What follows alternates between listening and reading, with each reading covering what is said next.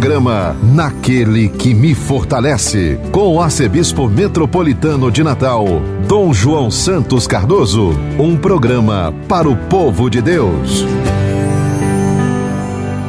Filho amado, vocacionado ao pastoreio, foste chamado. Naquele que me fortalece. Cumprimento a você, meu querido ouvinte, que me acompanha através da Rádio Rural de Natal, a 91.9, a Rádio Santana FM na Zona Norte de Natal, a Natal Agora FM, a Rádio 87.7 FM em Parnamirim, a Rádio 87.9 FM em Tangará, a Rádio Cultura do Brejo, 87.9 FM em Brejinho, a Rádio Vale em Pendências, Rádio Lagoa FM em Montanhas, Rádio Maricampo em Cotovelo, a 107 FM em Nova Cruz, a Rádio Paz e Bem em Pedro Velho, a Web Rádio Imaculada em São Rafael, Rádio Santa Terezinha em Lagoa Danta, a Rádio FM em Vale das Serras em Campo Redondo, a Rádio Olho d'Água em São José de Mipibu,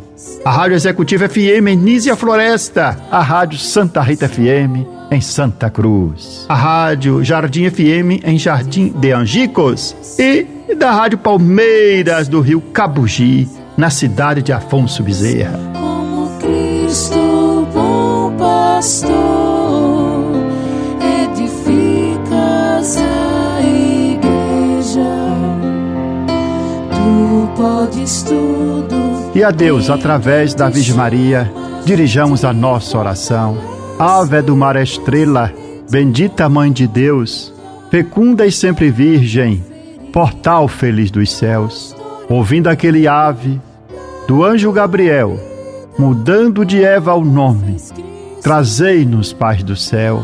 Ao cego iluminai, ao réu livrai também, de todo mal guardai-nos e dai-nos todo bem. Mostrai ser nossa mãe, levando a nossa voz a quem por nós nascido dignou-se vir de vós. Suave mais que todas, ó Virgem sem igual, fazei-nos mansos puros, guardai-nos contra o mal. Ó, dai-nos vida pura, guiai-nos para a luz, e um dia ao vosso lado possamos ver Jesus.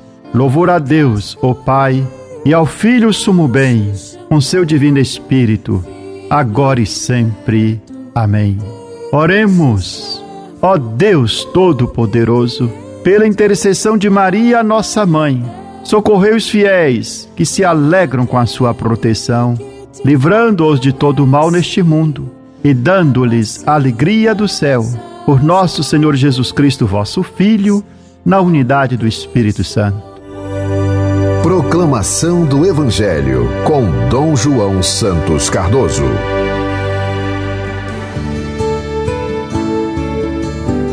Neste domingo, celebramos a solenidade da Santíssima Trindade. O Evangelho previsto para esta solenidade é o Evangelho segundo Mateus, capítulo 28, o versículo 16 a 20. Assim narra São Mateus. Naquele tempo, os 11 discípulos foram para a Galileia, ao monte que Jesus lhes tinha indicado. Quando viram Jesus, prostraram-se diante dele. Ainda assim alguns duvidaram. Então Jesus aproximou-se e falou: toda a autoridade me foi dada no céu e sobre a terra. Portanto, ide e fazei discípulos meus todos os povos, batizando-os em nome do Pai e do Filho e do Espírito Santo, e ensinando-os a observar tudo o que vos ordenei. Eis que eu estarei convosco todos os dias, até o fim do mundo. Palavra da salvação, glória a vós, Senhor.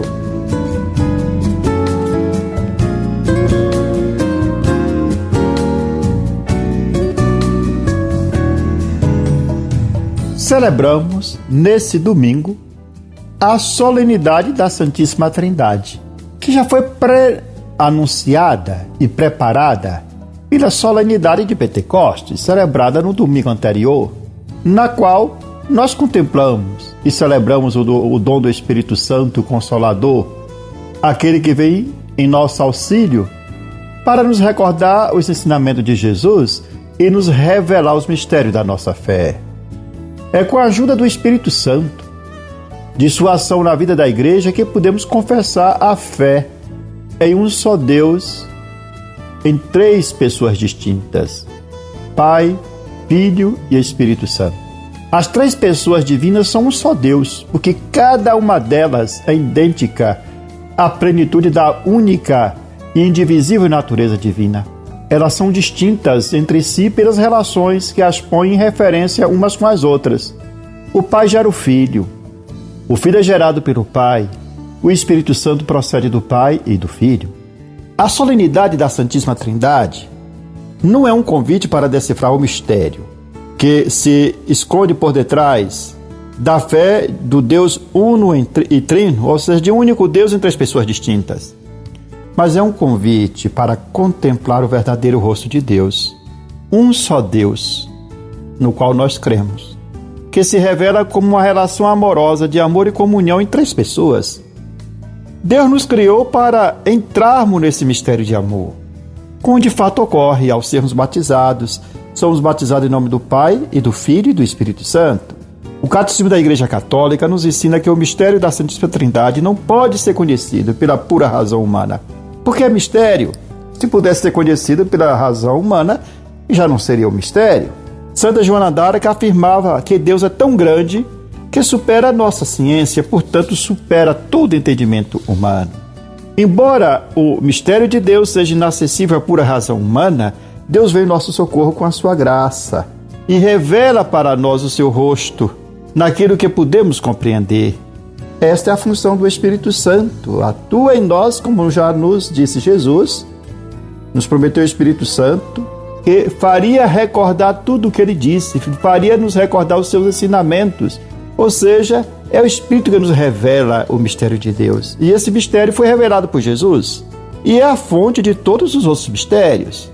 Em 2013, para explicar a algumas crianças as 3 pessoas da Santíssima Trindade, o Papa Francisco nos disse que o Pai cria o mundo, Jesus nos salva. E o que é que o Espírito Santo faz? O Papa responde: ele nos ama, nos dá o amor.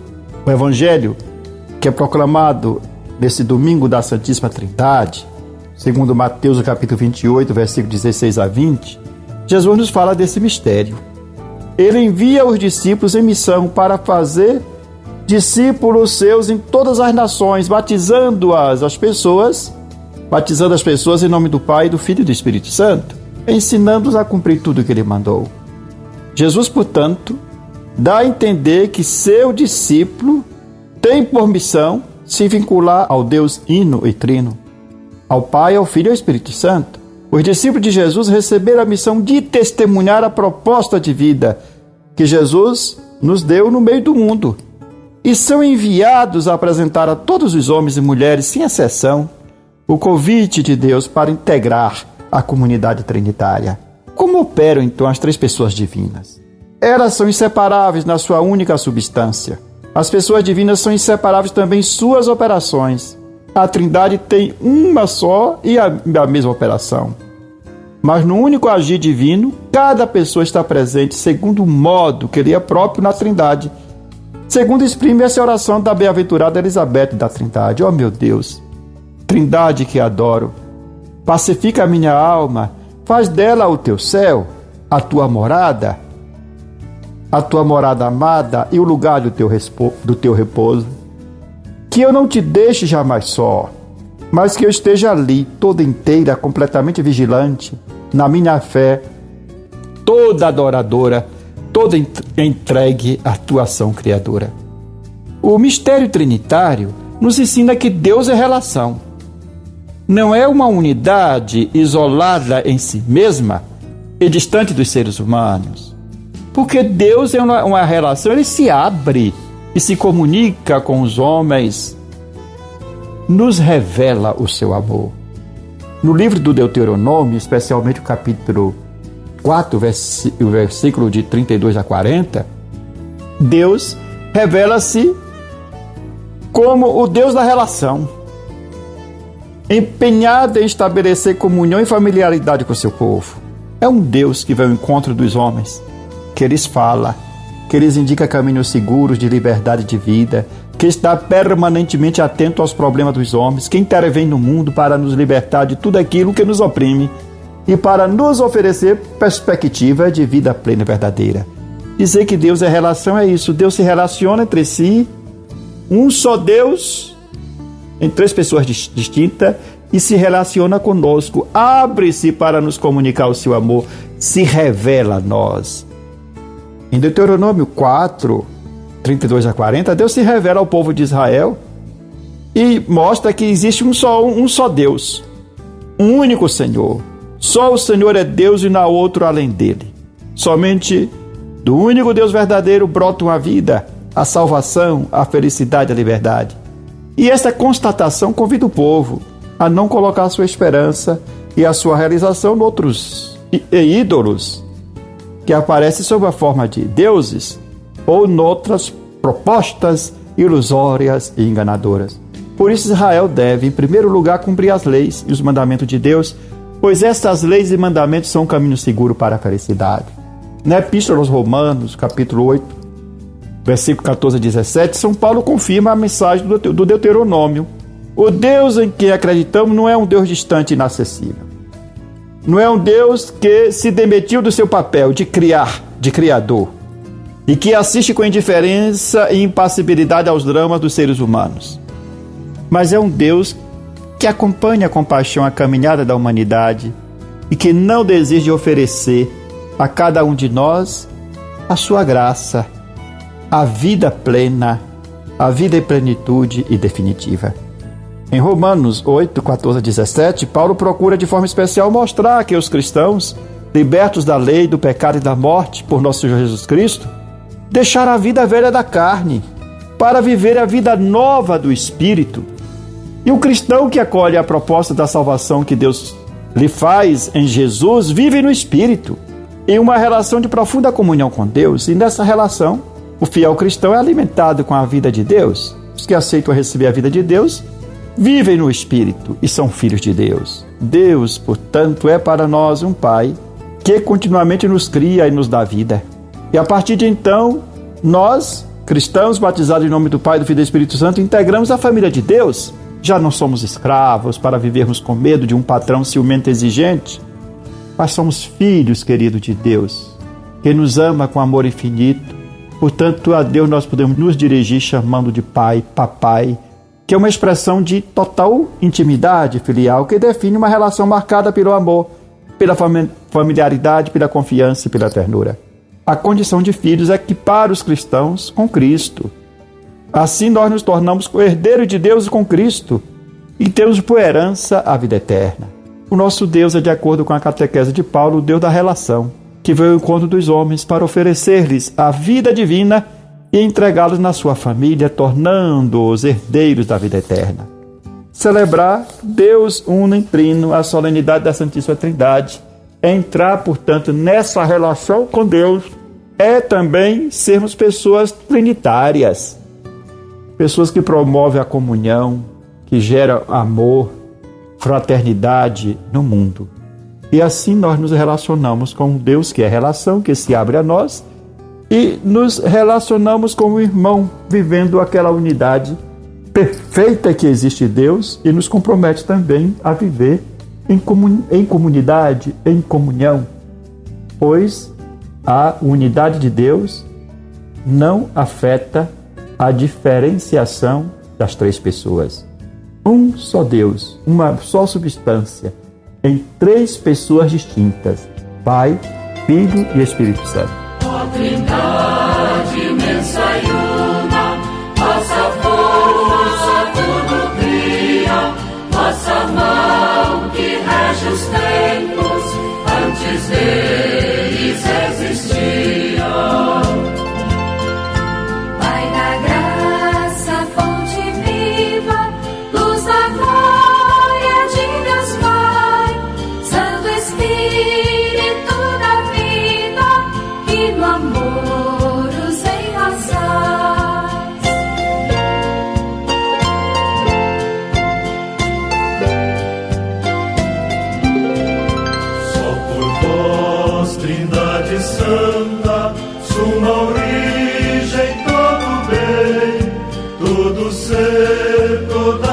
beleza toda a vida se mantém.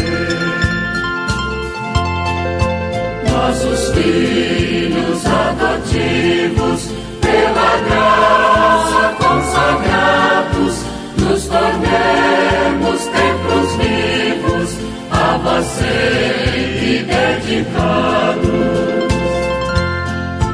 Ó Trindade imensa e una, vossa força tudo cria, vossa mão que rege os tempos, antes deles existir. Você está ouvindo Naquele que me fortalece, com Dom João Santos Cardoso.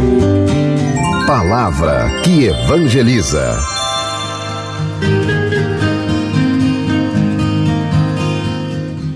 Em preparação ao Jubileu da Esperança, que será celebrado no próximo ano, que tem como tema Peregrinos da Esperança, já neste ano de 2024, somos chamados a fazer a preparação do Jubileu com o tema da oração. É o ano dedicado à oração. O Papa Francisco, em suas catequeses nas audiências gerais, especialmente do ano de 2020 e 2021, oferece valiosos ensinamentos sobre a oração, que podem nos ajudar na preparação do ano jubilar.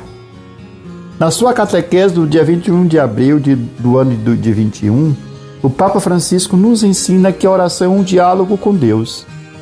E este diálogo não se limita a momentos específicos, mas permeia, preenche, compreende toda a nossa existência, transformando cada alegria e cada tristeza em temas de nossa conversa com Deus.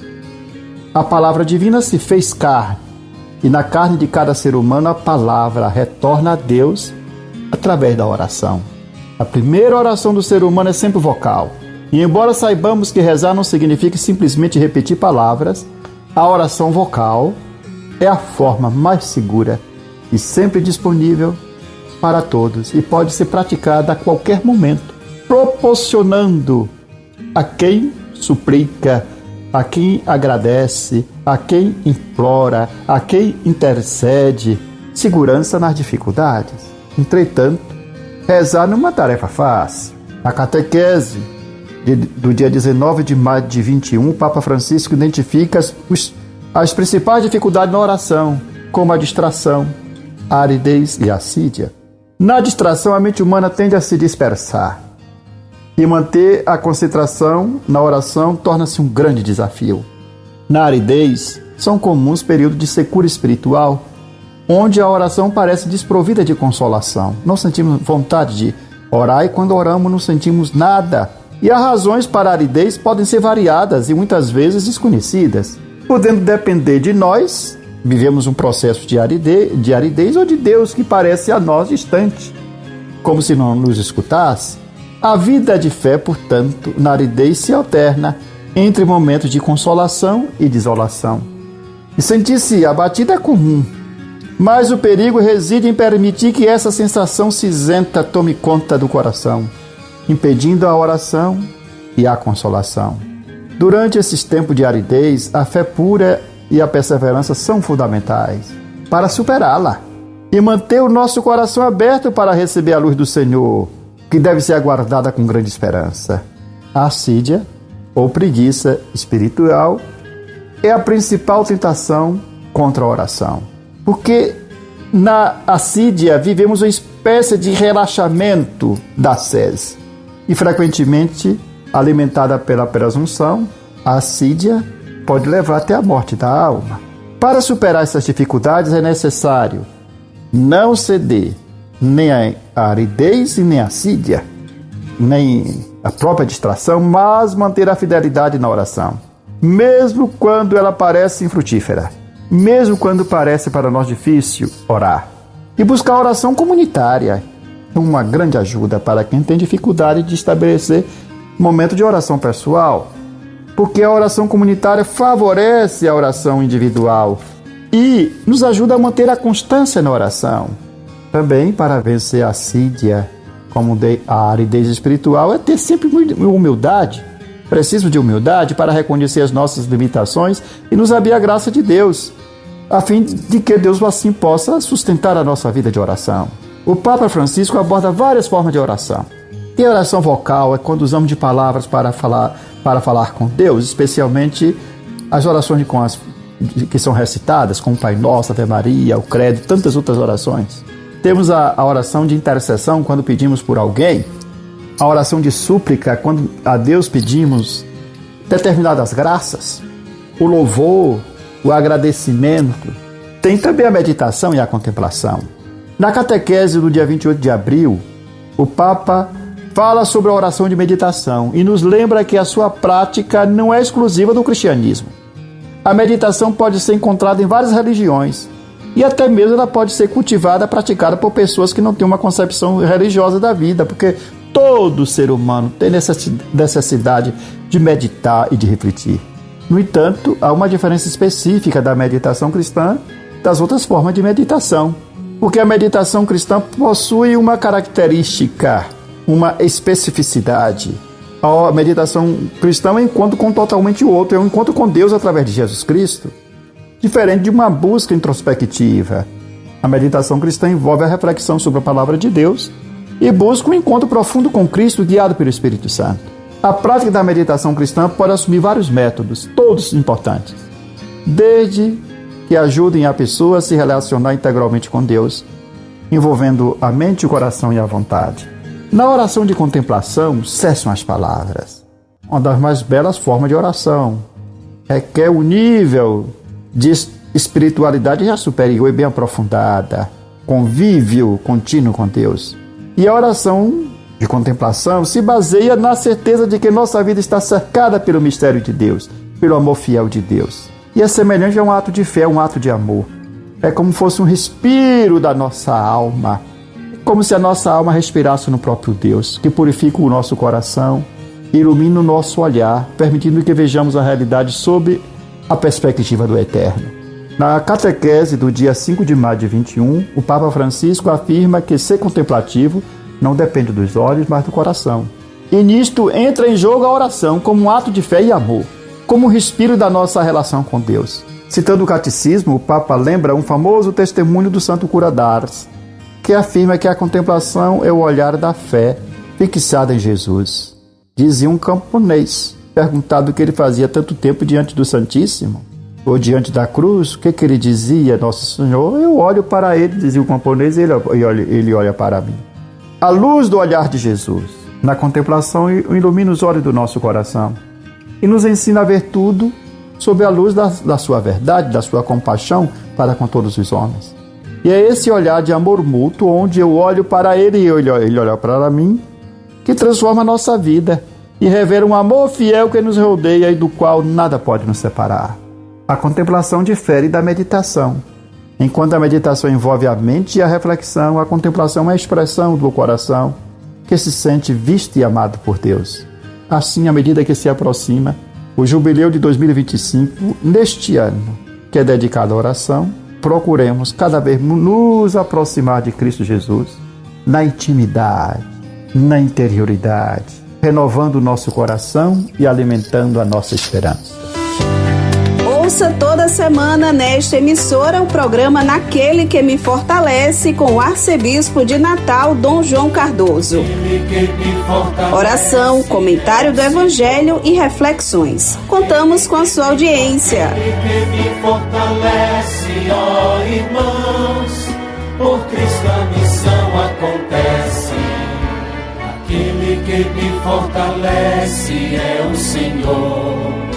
Aquele que me fortalece é o Senhor. Aquele que me fortalece, ó irmãos, por Cristo a missão acontece. Naquele que me fortalece, assim concluímos esse nosso programa com esta oração, que devemos recitá-la todos os dias. Meu Deus, dai-me sempre a alegria de viver. Dai-me força para superar qualquer obstáculo. Não permita que eu me sinta fracassado. Erguei-me quando estiver abatido Libertai-me quando estiver oprimido, sustentai-me, para que eu não caia em nenhuma tribulação. Que não falhe jamais minha fé em vós, no meio da tempestade, quando tudo parece perdido. Minha fé esteja sempre ligada a vós. Senhor, meu coração confia em vós, porque sois fiel a mim e em todos os momentos. Amém. Eu sou o pão que dá vida, o pão para um mundo novo, que nutre, alimenta e sacia o caminhar do meu povo. Seja bendito o nome do Senhor, agora e para sempre. A nossa proteção está no nome do Senhor, que fez o céu e a terra. Que a bênção de Deus Todo-Poderoso, Pai, Filho e Espírito Santo, desça sobre vós e permaneça para sempre. Amém. Aquele que me fortalece é o Senhor. Aquele que me fortalece é o Senhor. Aquele que me fortalece, ó irmãos, por Cristo a missão acontece. Você ouviu Naquele que me fortalece, com o arcebispo metropolitano de Natal, Dom João Santos Cardoso.